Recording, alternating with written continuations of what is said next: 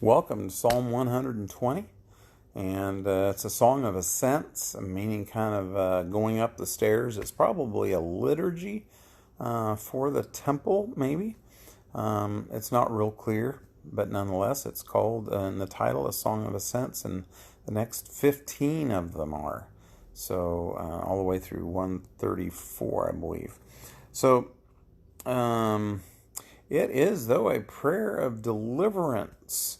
I call on the Lord in my distress, and He answers me. Aren't you glad God answers prayer? Jesus told us to pray. God answers. He knows how to give good gifts. And when we're in distress, we should pray. We should pray all the time. We should pray when we're not in distress. We should pray when we're joyful and happy, and when we're happy to see people like Jan. So we're thankful, but we're not praying for a prayer of deliverance when we see people we like.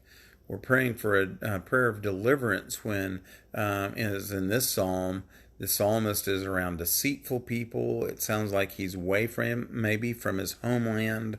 He's concerned about what's going on, and well, he's in distress. Let's pray. It's like you've never heard of an atheist in a foxhole, right? But the idea is that even in a foxhole, people pray. Even atheists pray. That's not a new thing. It's been around for years. When you're at the bottom of the barrel and there's only one way to look, and that's up, pray to God.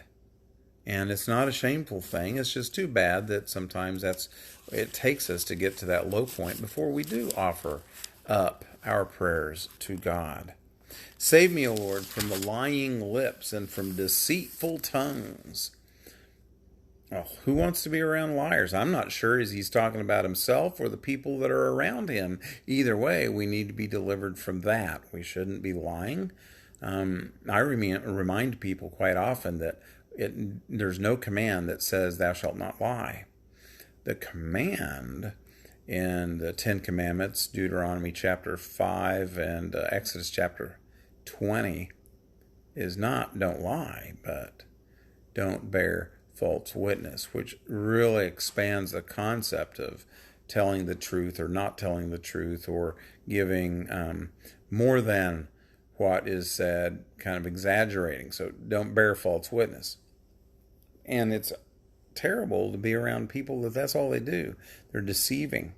In Psalm 119, verse 118, it says, deceitfulness is in vain.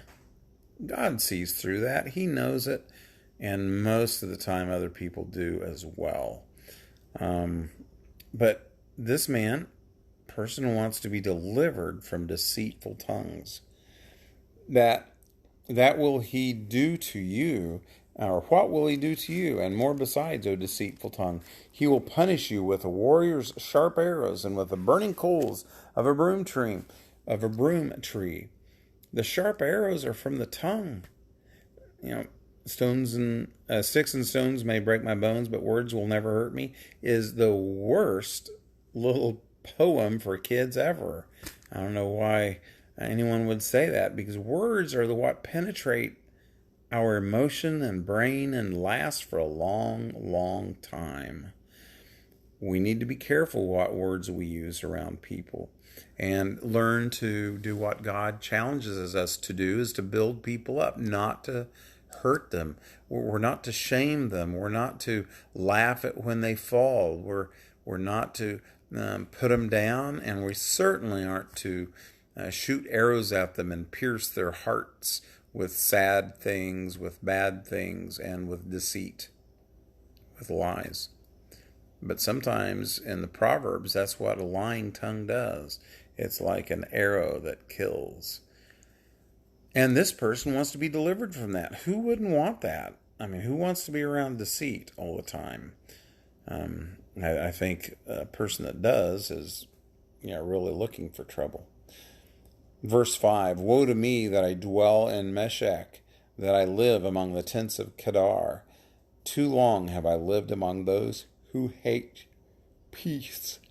Oh, what a terrible thing to live among people who don't like peace, who always want dissension, who want chaos. What kind of situation, neighborhood, culture is this? Is that they hate peace? Jesus said, "Blessed are the peacemakers." We should do everything we can within our power to keep peace among our brothers, to be at peace with those in our neighborhood, in our realm of friends and family. So peace is a wonderful thing. And oh, how sorrowful it would be to be in the situation of the psalmist, that there's people who deceive, and two, they don't like peace. Oh, that would be terrible. Yes, Lord, deliver me from that. I want to be away from that as well. So too long have I lived among those who hate peace. I'm a man of peace, but when I speak, they are for war. Sad. But let's be delivered by the God who gives us peace through Jesus Christ.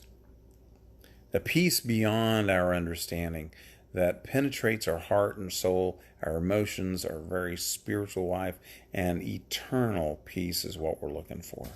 What a wonderful, wonderful thing to know that we have through our faith in Jesus Christ.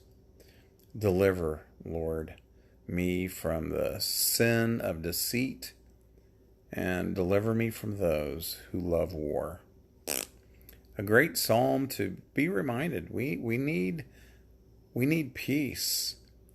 Let's seek it and do our best to keep it. And telling the truth is one way to start. Have a great day. Have a great night, Jan. And I'll see you next time with the next psalm. God bless.